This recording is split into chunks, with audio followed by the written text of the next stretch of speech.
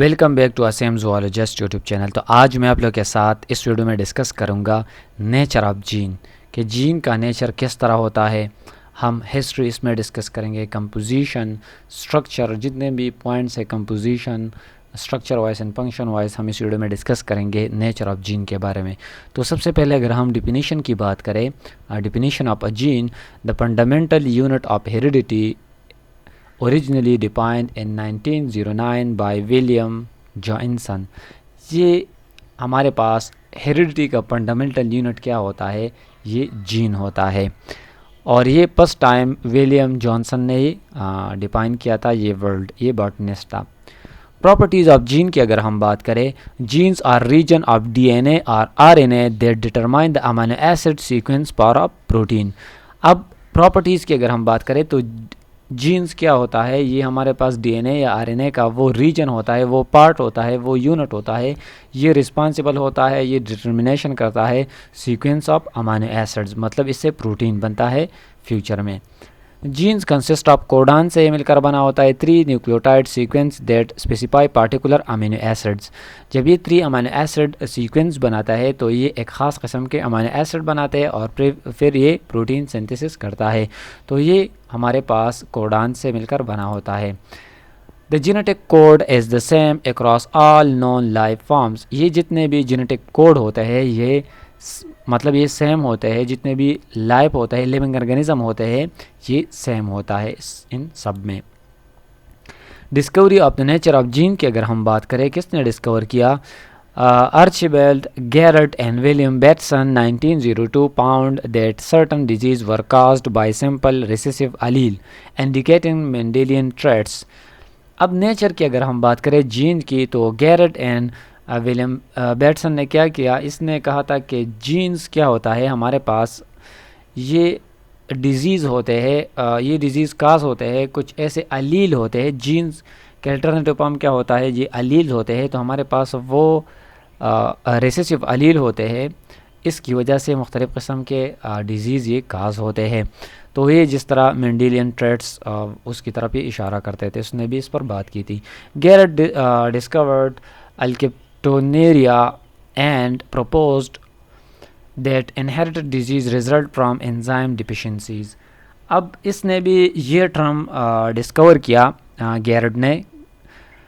इसने कहा था कि एल्केप्टोनोरिया ये हमारे पास क्या होता है, जब ये वो डिजीज़ होता है जब ये एंजाइम डिफिशिएंसी होता है एक ऑर्गेनिज्म में, तो ये केस होता है इसमें। तो इसने प्रपोज किया था गैरेट ने। George Beadle and Edward Tatum 1941 created mutation in chromosome and studied their effect on organism। ये बीडल एंड टैटम ने क्या किया 1941 में, इसने कहा था कि क्रोमोसोम पर कुछ ऐसे हमारे पास जीन्स मौजूद होते हैं, ये म्यूटेशन इसमें होता है और ये ऑर्गेनिज्म में मतलब म्यूटेशन काज करते हैं, इसकी वजह से क्रोमोसोम पर म्यूटेशन काज होता है। तो ये जीन्स की वजह से होते हैं, तो ये इन दोनों ने कहा था। अब one gene one enzyme hypothesis क्या होता है? Beetle and Tatum concluded that genes produce their effects through enzyme. अब जीन्स क्या होता है, ये प्रोड्यूस करते हैं और ये असर करते हैं थ्रू एंजाइम ऑर्गेनिज्म के अंदर, मतलब जीन्स प्रोड्यूस करते हैं एंजाइम और ये अपना फंक्शन शो करता है। Each gene encodes the structure of one enzyme. हर एक जीन क्या होता है, ये रिस्पॉन्सिबल होता है पर एंजाइम, मतलब एक जीन एक एंजाइम के लिए रिस्पॉन्सिबल होता है। Later modified to one gene one polypeptide hypothesis. और ये बाद में ये मॉडिफाइड हुआ, ये सेंटेंस बाद में one gene one polynucleotide hypothesis का नाम दिया गया इसको। फंक्शन ऑफ जीन्स की अगर हम बात करें, genes govern all activity through the proteins they code encode. अब हमारे पास जीन की फंक्शन की अगर हम बात करें, तो हमारे पास जितने भी जीन्स होते हैं ऑर्गेनिज्म में, ये सेल एक्टिविटीज़ को कंट्रोल करते हैं। एंड प्रोटीन, जो इससे प्रोटीन सिंथेसिस होता है, ये भी जीन्स एक्सप्रेस होता है in the form of protein. They control the development and day to day function of cells and multicellular organism. Gene control करता है जितने भी डेवलपमेंट होता है, ग्रोथ होता है एक ऑर्गेनिज्म में, और डे टू डे लाइफ में जितने भी फंक्शन होता है आप सेल्स मल्टी सेलर के ऑर्गेनिज्म के अंदर जितने भी ट्रेड्स होते हैं, फंक्शन होते हैं, ये कंट्रोल करते हैं ये जीन्स। तो ये हो गया functions of gene. Chemical structure of gene की अगर हम बात करें, genes are composed of 4 nucleotides in a DNA molecule और स्ट्रैंड। तो जीन्स क्या होता है, ये हमारे पास 4 न्यूक्लियोटाइड से मिलकर बना होता है डीएनए मॉलिक्यूल और डीएनए स्ट्रैंड में जिस तरह होता है। तो डीएनए में क्या होता है, ये पार्ट होता है डीएनए का जीन्स। तो ये न्यूक्लियोटाइड होता है कंपोजिशन, इसकी केमिकल स्ट्रक्चर।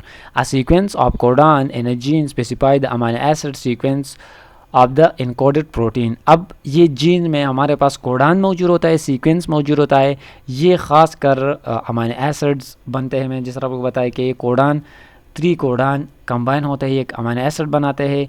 ये सीक्वेंस पर डिसाइड करता है प्रोटीन स्ट्रक्चर। तो इसका मतलब ये होता है एक्सप्रेशन ऑफ जीन, किस तरह ये एक्सप्रेशन करता है genes. Genes are transcribed into RNA and regulated by transcription factors. Genes क्या होता है, किस तरह एक्सप्रेशन करता है, ये हमारे पास डीएनए से क्या होता है, मतलब जीन से ये ट्रांसक्रिप्शन होता है इनटू मैसेंजर आरएनए, इससे मैसेंजर आरएनए बनता है इन रेगुलेटेड ट्रांसक्रिप्शन फैक्टर्स। तो ये इसे क्या कहते हैं, इसे ट्रांसक्राइब, जिसे ट्रांसक्रिप्शन कहते हैं, मतलब डीएनए से जीन से आरएनए का बनना। फिर RNA is edited and translated into protein, और ये आरएनए इसमें चेंजेस होता है, अनवांटेड रीजन इससे रिमूव होता है, और ये ट्रांसलेशन प्रोसेस से कहते हैं, ट्रांसलेट होता है इनटू प्रोटीन, फाइनल प्रोडक्ट इससे बनता है। Which interact with other protein in the cells, और ये सेल्स में जाते हैं और जितने भी एक्टिविटीज़ है ये परफॉर्म करते हैं ये प्रोटीन। तो इसे कहते हैं एक्सप्रेशन ऑफ जीन्स, मतलब डीएनए या जीन से आरएनए का बनना, इसे ट्रांसक्रिप्शन कहते हैं, ट्रांसक्रिप्शन, एंड आरएनए से प्रोटीन बनने से ट्रांसलेशन कहते हैं। History of work on jeans की अगर हम बात करें कि जीन्स पर किस किस ने काम किया था पहले, Gregor Mendel 1860 suggested the existence of gene based on inherited characters. सबसे पहले सजेस्ट किया था 1860 में ग्रेगर मेंडल ने भी इस पर सबसे पहले कहा था कि जीन्स क्या होता है, इनहेरिटेड कैरेक्टर्स के लिए रिस्पॉन्सिबल होता है और ये मौजूद होता है एक ऑर्गेनिज्म में। Second, Thomas Hunt Morgan 1910 showed genes are present on specific chromosome. फिर हंट मॉर्गन ने भी कहा था कि ये जीन्स क्या होता है, क्रोमोसोम पर मौजूद होते हैं और ये ट्रेड्स को कंट्रोल करते हैं। Next, Frederick Griffith 1928 demonstrated genes transfer. अब ग्रिप्थ ने क्या कहा था 1928 में, इसने कहा था कि ये जीन्स ट्रांसफ़र होते हैं, तो इसने इस पर बात किया था। Beadle and Tatum 1941 linked mutation in genes to error in metabolic pathways. Beadle and Tatum ने भी ये कहा था कि ये जीन्स एक दूसरे के साथ लिंक्ड होते हैं, तो इसलिए इसमें म्यूटेशन आते हैं और मेटाबॉलिक पाथवे को मतलब इसमें फॉल्ट आता है और ये प्रॉपरली फंक्शन नहीं करता है, तो ये म्यूटेशन होता है, ये लिंक्ड, मतलब इन दोनों का कहना है था कि ये जीन्स लिंक्ड होते हैं।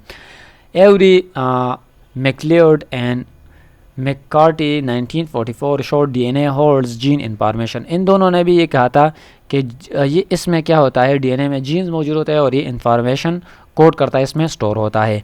Watson and Crick 1953 reveal the molecular structure of DNA. फिर वाटसन एंड क्रिक ने डीएनए स्ट्रक्चर मतलब शो किया। फिर Robert and Sharp 1977 discovered gene can be split into segment producing multiple protein from one gene.